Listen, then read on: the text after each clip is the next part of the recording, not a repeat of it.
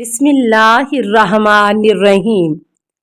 السلام علیکہ یا صاحب العصر والزمان، یعنی 1290 دن ہوں گے۔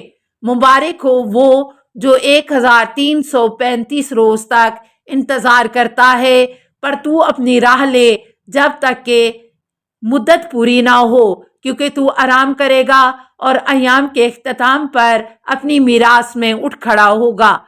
اس پیشن گوئی کے اسرار و رموز کی تفصیلات ہمارا موضوع بحث نہیں ہے، لیکن پہلے پیراگراف میں مردوں کے زندہ ہونے کا ذکر کیا گیا ہے، جس سے زمانہ رجت مراد ہے، اور ستاروں کی مانند روشن رہنے والوں سے زمانہ رجت کے حکمران مراد ہیں۔ یہ موضوع چونکہ ہمارے دائرہ بحث سے خارج ہے، لہٰذا ہم اسے یہیں پر روک کر ظہور مہدی علیہ السلام کے مسئلے پر غور کرتے ہیں۔ حضرت دانیال علیہ السلام کے صحیفے پر بہت سربمور پیشن گوئیاں ہیں، جن میں علامات و اشارات کی زبان میں ظہور مہدی علیہ السلام تک کے واقعات مندرج ہیں۔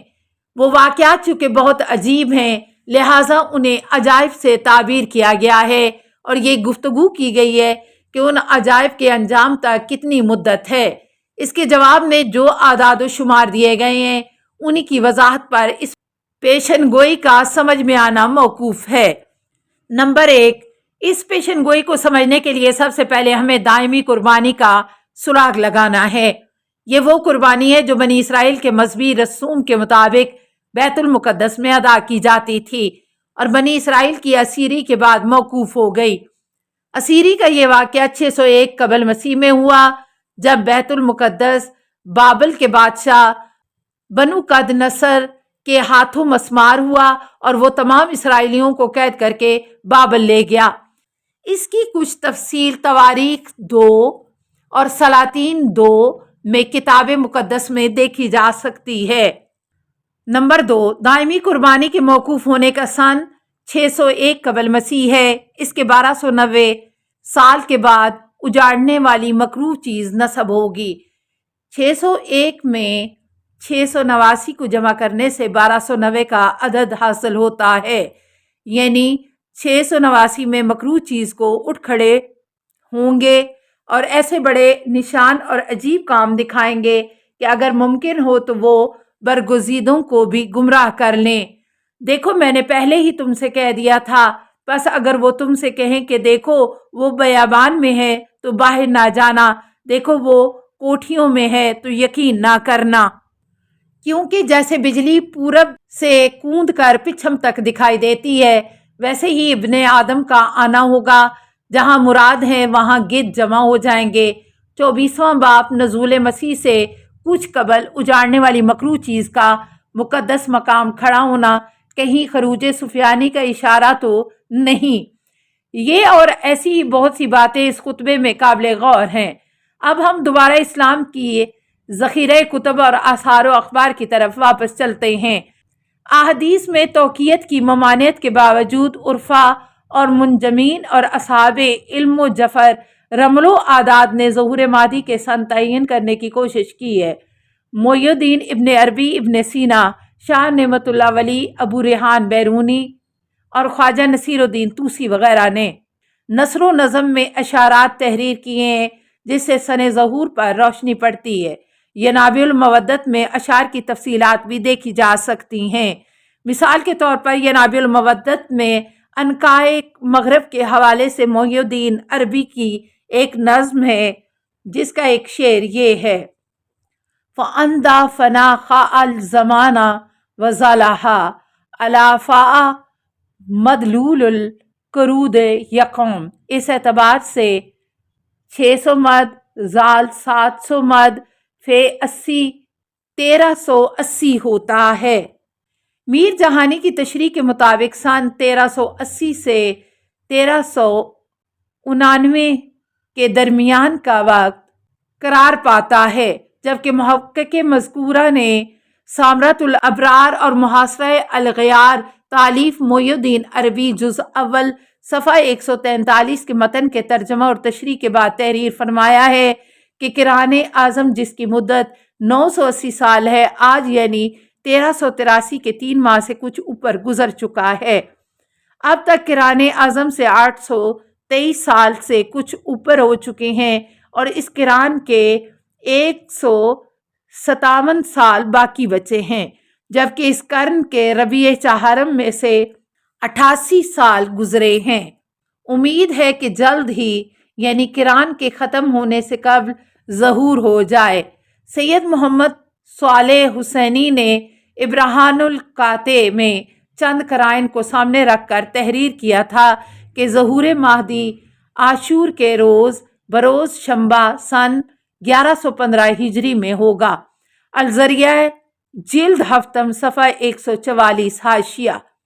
صاحب نور الانوار نے اپنی کتاب میں تحریر فرمایا ہے کہ فضلاء و محدثین اور عرفاء و منجمین وغیرہ نے مختلف طریقوں سے حساب لگا کر وقت ظہور کا استنباط کیا ہے، جس میں صدق و کذب دونوں کا احتمال ہے۔ البتہ ان لوگوں کی طرف منسوب باتوں سے یہ معلوم ہوتا ہے کہ صدی کی 7ویں دہائی سے صدی کے اختتام تک ایسے واقعات ظہور پذیر ہوں گے جو ہولناک و دہشتناک اور عظیم ہوں گے، جنہیں خدا اور راسخون فی العلم کے علاوہ کوئی نہیں جانتا۔ یہ واضح رہے کہ اس کتاب کا سال تحریر سن 1274 ہجری ہے اور سال طباعت سن 1301 ہے۔ یہ چند حوالے صاحبان تحقیق کی دلچسپی کے لیے تحریر کیے گئے ہیں، تفصیلات مفصل کتابوں میں موجود ہیں۔ اس موضوع پر آثار آل محمد میں 2 روایتیں میری نگاہ سے گزری ہیں۔ پہلی ابو بعید مخزومی کی روایت امام باقر علیہ السلام سے ہے، دوسری امام حسن عسکری علیہ السلام کی ایک تحریر ہے جو ایک کتاب پر پائی گئی۔ پہلی روایت پر گفتگو سے قبل اس کی صورتحال دیکھتے چلے۔ یہ روایت بہار الانوار میں تفسیر عیاشی سے نقل ہوئی ہے اور عیاشی نے اسے خشیمہ بن عبد الرحمن کے واسطے سے ابو بعید سے نقل کیا ہے۔ عیاشی کلینی کے معاصر تھے اور ابو بعید امام محمد باقر علیہ السلام کا ہم اثر اور ان کا راوی ہے۔ اس اعتبار سے عیاشی سے ابو بعید تک 4-5 راویوں کو ہونا چاہیے، جبکہ صرف خصیمہ کا نام ملتا ہے، لہٰذا یہ حدیث مرسل اور ضعیف ہے۔ خصیمہ ابن عبد الرحمن ایک مجہول الحال راوی ہے اور کتاب الرجال کی کتابوں میں اس کا سراغ نہیں ملتا، جبکہ ابو بعید کی بابت کتب رجال میں نہ مداح ہے نہ مذمت ہے۔ مذکورہ ساری باتیں درست ہیں، لیکن میرے خیال میں مقطعات کے اتنے دقیق موضوع پر کسی روایت کے جعل ہونے کا کوئی داعی موجود نہیں تھا، اور بظاہر اس کے جعل سے نہ جلب منفعت کا کوئی پہلو سامنے آتا ہے اور نہ دافع ضر کا، لہٰذا یہ ممکن ہے کہ راویوں کے ذریعے پوری بات ہم تک نہ پہنچ سکی ہو، جس کے سبب اس روایت میں بعض قابل گرفت پہلو نظر آ رہے ہیں۔ علماء نے اس روایت کو مشکل اور متشابہ قرار دیا ہے۔ یہ روایت طویل ہے جس میں امام محمد باقر علیہ السلام نے مقطعات قرآنی سے آل محمد کے قیام کرنے والوں اور بعض باطل کے خروج کرنے والوں کے سنین کی تعین فرمائی ہے۔ السلام علیکہ یا صاحب العصر والزمان، الامان الامان الامان من فتن الزمان، السلام علیکہ یا خلیفۃ الرحمن، السلام علیکہ یا امام الانس والجان، السلام علیکہ یا مظہر الایمان، السلام علیکہ یا شریک القرآن، السلام علیکہ یا قاطع البرہان، السلام علیکہ یا امام زماننا، ھذا اجل اللہ فرجک وسہل اللہ مخرجک وظہورک، السلام علیکہ ورحمۃ اللہ۔ اللہم صلی علی محمد و آل محمد۔